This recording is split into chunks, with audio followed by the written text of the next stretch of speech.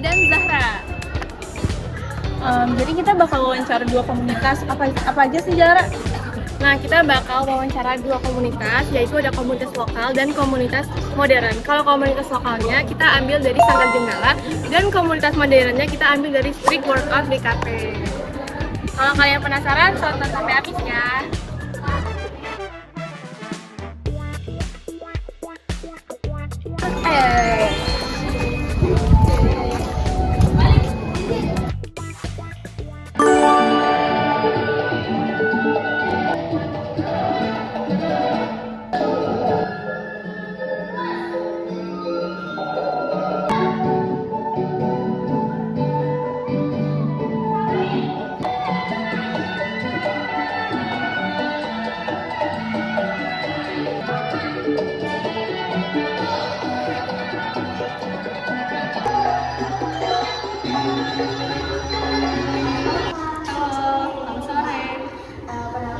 Dari SMA Negeri 3 Jakarta ingin mewawancarai kakak tentang sanggar ini. Jadi sebelum kami mewawancarai kakak, kami boleh tahu nggak siapa sebagai apa di sanggar ini?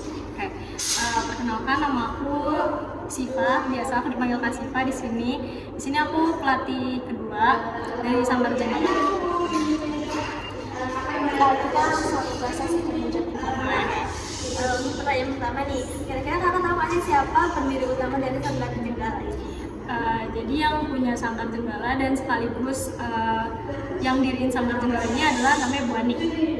Namanya itu Bu Anik, dia itu sebenarnya yang diriin Sanggar ini ada dua, tapi karena yang emang kayak ngurusin dan lain-lain itu namanya Bu Anik. Dia keseluruhan atas Sanggar ini. Kalau misalnya tujuan dibentuk Sanggar Jenggala ini tuh apa ya? Tujuannya selain kita bisa tahu ya, kayak di generasi zaman sekarang kan udah kayak gimana ya, anak-anak zaman sekarang tuh udah susah banget sama yang namanya nari tradisional tuh susah banget. Kan kayak dominan tuh kayak K-pop ya, dan lain-lain gitu kan. Nah, adanya Sanggar Jenggala ini itu selain itu yang tadi itu untuk melestarikan generasi muda di zaman sekarang gitu. Terus kalau misalkan mau ada lomba nih, kira-kira persiapan apa aja sih yang mau disiapin sama Sanggar ini?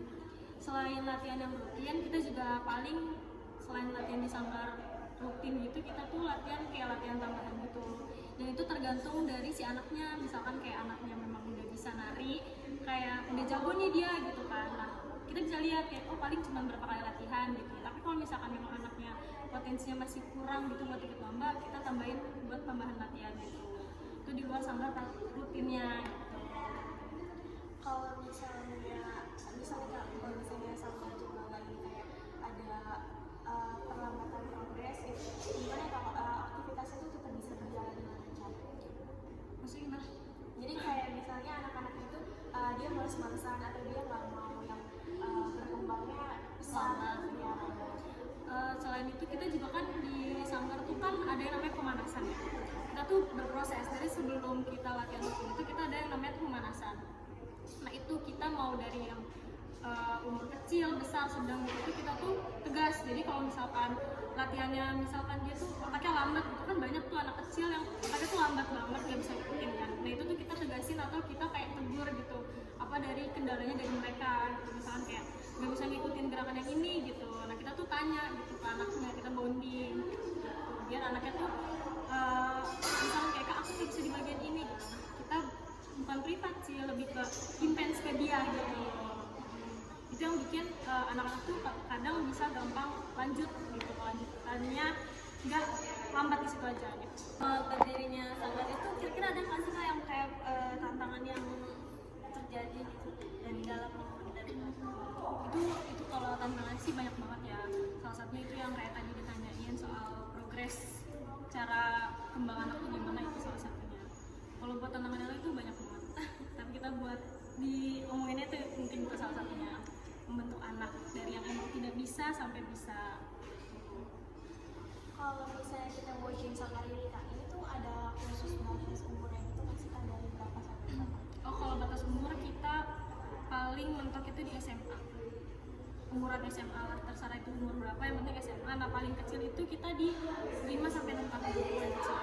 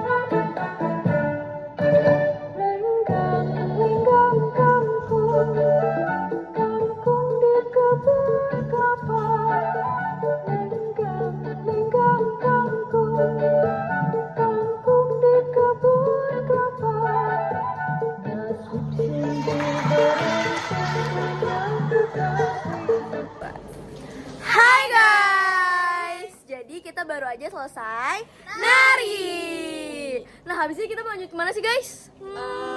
Kayak gini Kita guys. mau gini. Yes. Ada yang tebak gak? Bisa nebak nggak nih? Bisa nebak nggak nih? Selfie bisa tebak. Ini dunia selfie guys. Yes, betul. So, kita lanjut aja ke aktivitas kita selanjutnya. Bye.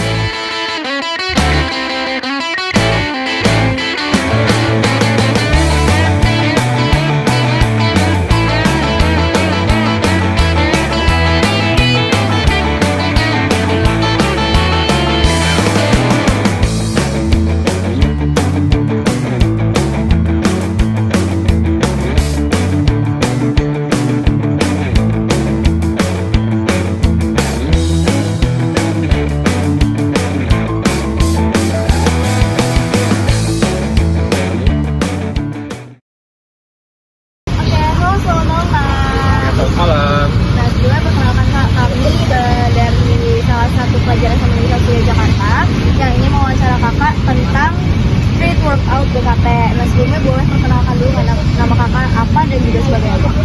Oke, di sini nama saya Muhammad Satria Reno Febrian, bisa dipanggil juga Satria. Saya di sini cuma sebagai penggiat olahraga aja di organisasi SW BKT. Ya, cuma untuk pekerjaan saya melatih olahraga. Lanjut pertanyaan ya. Oke, yang kita tahu kan street workout BKT ini kan komunitas modern. Ya. Terus kalau boleh tahu pendiri dari SWBKT itu siapa? Oke. Kalau untuk pendiri BKT ini, untuk pendiri SWBKT ini sebenarnya bukan perorangan ya, tapi lebih ke komunitasnya semua. Cuman akhir-akhir ini kan sudah dibentuk komunitas, berarti kan adanya ketua. Nah, untuk ketuanya sendiri itu yang pertama itu ada namanya Bang Dimas. Nah, terus dilanjut sampai sekarang ini ada Bang Farik. Kebetulan untuk sekarang ketuanya lagi nggak ada di sini, jadi ya menurutkan cuman anggota-anggotanya.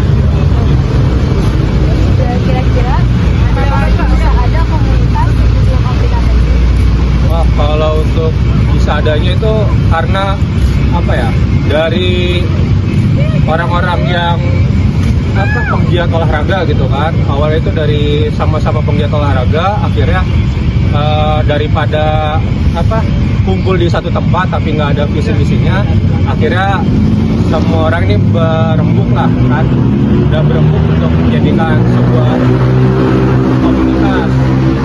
Jadi punya tujuan gitu, datang ke sini nggak cuma sekedar olahraga yang asal-asalan. Nah, makanya dari itu dibikinnya komunitas itu biar punya visi misinya tersendiri. Oke, kalau SWBKT ini kan sudah berjalan sampai sekarang ya. Kenapa sih Mas bisa berjalan sampai sejauh ini? Ya, kalau bisa berjalan sejauh ini balik lagi ke poin tadi, karena banyaknya orang yang suka olahraga, ada juga yang karena penasaran dunia olahraga itu gimana, ada juga yang ingin hidupnya itu lebih sehat dari yang hidupnya itu biasa-biasa aja kayak, atau juga dari orang tua yang baru tahu lah dunia olahraga ternyata semenarik itu, sebermanfaat itu. Gitu. Nah, dari pertanyaan tadi, yang mungkin pertanyaan ini, nah kalau dari ibu kakak, selama ini tuh ada nggak sih tantangan selama street workout ini berjalan? Tantangannya tuh apa? Mungkin kalau untuk tantangan sampainya sih karena di komunitas kan ini kita ada banyak orang ya. Nah, kalau untuk tantangannya itu kadang kita nggak bisa yang namanya ngatur satu orang tuh untuk satu pemikiran dengan kita. Mungkin disitulah kadang suka ada namanya tidak sesuaian gitu dengan pikiran satu orang untuk satu orang lainnya. Mungkin dari situ tantangan utamanya sih. Oke, kalau buat tim ini kan terbuka ya, atau yang bisa disebut dengan inklusif. Nah, kalau tim ini tuh bisa buat pemula atau cuma buat senior atau yang udah bisa tim aja? Kalau untuk di sini ya nggak ada namanya khusus gitu buat orang yang mahir atau orang yang nggak bisa sama sekali. Di sini tuh terbuka karena kan balik lagi di sini kan awalnya itu dibentuk dari orang-orang yang dari nggak bisa olahraga, ada yang emang pengen olahraga, ada juga yang ilmunya tuh pengen dibagi-bagi. Jadi buat di sini tuh terbuka buat umum, nggak ada namanya khusus gitu untuk orang yang jago, entah itu orang yang belum bisa. Kurang lebih itu aja Kak. Terima kasih banyak ya Kak. Iya, sama-sama. Saya mau nanya nih, kalau untuk gerakan untuk pemula itu bisa apa aja ya? Kayak gimana? Oke, kalau buat gerakan pemula ya, di sini ada macam-macam. Mungkin salah satunya aja kita main pakai bar aja nih. Nah, ini kita pakainya yang bar paling pendek dulu aja. Nah, di sini latihan bar ini khusus buat main di bagian otot belakang. Kan kita ada macam-macam nih. Otot tuh ada kalau dijelasin satu-satu kan pasti bakal panjang, ya kan? Nah, kita bagi-bagi aja deh. Kalau buat sekarang kita nih lagi latihan back. Back itu bagian belakang sini. Nah, kalau buat pemula kita tuh paling ngasih solusi pertamanya itu main Australian pull up. Nah, Australian pull up itu gimana? Ya, saya tunjukin ya. Nah, buat yang sini lihat-lihat ya. Oke, buat yang pertama itu tangan itu dipegang sebelah. Nah, gedenya tuh gimana? Gedenya itu cukup lebar bahu aja. Lebar bahu kalian nih, kita aman. Baunya nggak terlalu lebar atau kecil, tapi ikutin aja. Pertama-tama itu lebar bahu, nggak terlalu besar. Nah, udah tahu ya triknya lebar bahu. Terus tinggal turunin aja, kakinya itu agak dimajuin, badannya turunin. Ya, udah turun, si perutnya itu kalau bisa jangan di belakang ataupun terlalu ke depan. Nah, di sini si perut itu harus kunci. Udah perutnya dikunci, terus langkah selanjutnya itu di bagian dadanya dibusungin. Oke, udah paham di sini? Udah ini step terakhir, tinggal tarik. Oke. Nah, untuk tarik berapa banyak itu diambilnya maksimalnya ada di semua ataupun orang yang pengen latihan. Gak ada namanya batasnya harus berapa dulu. Jadi seberapa banyaknya dulu. Nah, oke, buat adiknya boleh dicoba. Tariknya maju lagi. Bisa lagi. Nah, oke. Tangannya dilurusin. Dilurus. Nah, dia. Oke, udah dilurusin, tinggal tarik. Nah, kayak gitu. Nah. Ya. Coba. Oke, lebar bahu dulu. Nah, kakinya dimajuin. Terus sampai lewatin bar, terus pas kedekatan. Nah, tinggal tarik. Nah, 1 lagi, 2 bisa, up, 3. Oke. Iya, sama-sama. Seru banget ya guys untuk main ini dan juga pasti bisa ngelatih otot kita juga buat kita lebih sehat. Buat yang pemula bisa Bisa datang sini aja guys. Dan makasih banyak ya Kak. Iya, sama-sama. Iya. I just had to let you know you're